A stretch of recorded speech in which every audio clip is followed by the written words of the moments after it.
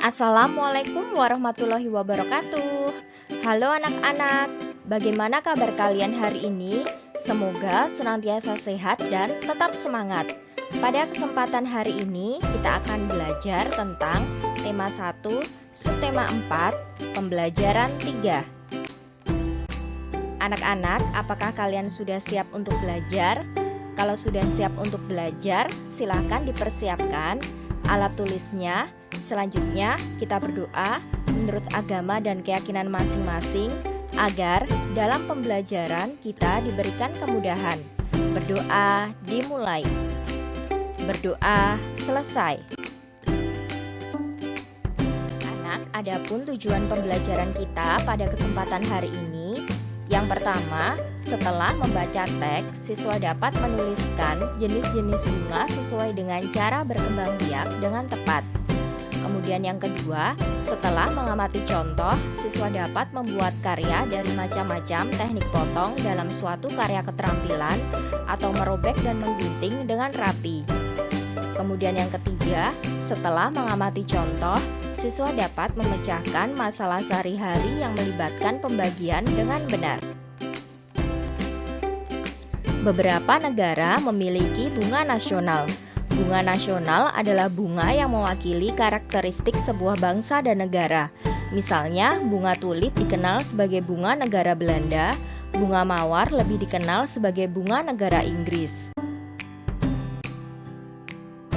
Indonesia adalah negara yang ditumbuhi banyak bunga. Sebutan lain untuk bunga di Indonesia adalah puspa. Dari sekian banyak bunga, ada 3 jenis bunga yang dijadikan sebagai bunga nasional, yaitu bunga melati, bunga anggrek bulan, dan bunga Rafflesia arnoldi. Nah, kita mulai dari yang pertama, yaitu bunga melati. Ciri-cirinya, yang pertama, melati merupakan tanaman perdu yang bisa tumbuh hingga 3 meter. Mempunyai bunga kecil berwarna putih dan berbau harum. Bunga ini sering digunakan dalam upacara pernikahan dan keagamaan. Karena itulah melati dijadikan sebagai puspa bangsa. Kemudian yang kedua, yaitu bunga anggrek. Ciri-cirinya, yang pertama mempunyai daun yang lebar dan tangkai berwarna kehitaman. Bunga berwarna putih dan berukuran cukup besar. Bunga ini tidak wangi, tetapi banyak orang memelihara karena keindahannya. Bunga ini dijadikan sebagai bunga nasional dengan sebutan puspa pesona. Selanjutnya yang ketiga, yaitu bunga Rafflesia arnoldi. Ciri-cirinya, yang pertama, termasuk tumbuhan parasit sejati. Bunga Rafflesia arnoldi itu tidak memiliki akar, batang, dan daun. Agar dapat bertahan hidup, bunga ini mengambil makanan dari tumbuhan lain. Bunga ini dijadikan sebagai bunga nasional dengan sebutan puspa langka. Selanjutnya, manfaat bunga bagi kehidupan manusia.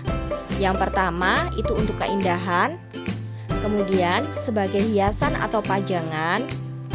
Yang ketiga, untuk upacara pernikahan. Yang keempat, untuk ungkapan bela sungkawa. Dan yang kelima, dapat digunakan sebagai kerajinan tangan. Nah, materi selanjutnya yaitu membuat karya mozaik. Bunga yang berwarna-warni itu dapat menjadi ide dalam membuat karya. Masih ingatkah kamu dengan kerajinan mozaik? Warnai gambar bunga di samping menggunakan kertas warna yang dipotong-potong.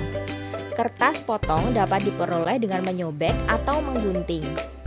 Nah, gambarnya seperti ini, kalian bisa mencoba membuat karya mozaik ya, anak-anak. Selanjutnya, kita akan belajar tentang pembagian. Contohnya, seorang petani menanam bunga mawar. Hasil panennya ada 141 tangkai bunga mawar. Petani akan menyimpan dalam 3 tempat yang masing-masing memuat tangkai bunga sama banyak. Proses di atas ditulis dalam bentuk pembagian 141 dibagi 3. Nah, selanjutnya kita gunakan cara bersusun ya, atau porogapet. Nah, di sini 141 dibagi 3. 1 dibagi 3 itu tidak bisa, kita mengambil dua angka, 14 bagi 3. 14 bagi 3 itu yang mendekati adalah 4, kita tulis 4. Kemudian 4 dikali 3 adalah 12. Selanjutnya baru kita kurangkan, 14 dikurangi 12 hasilnya adalah 2. 2 dibagi 3 itu tidak bisa, jadi kita menurunkan angka 1.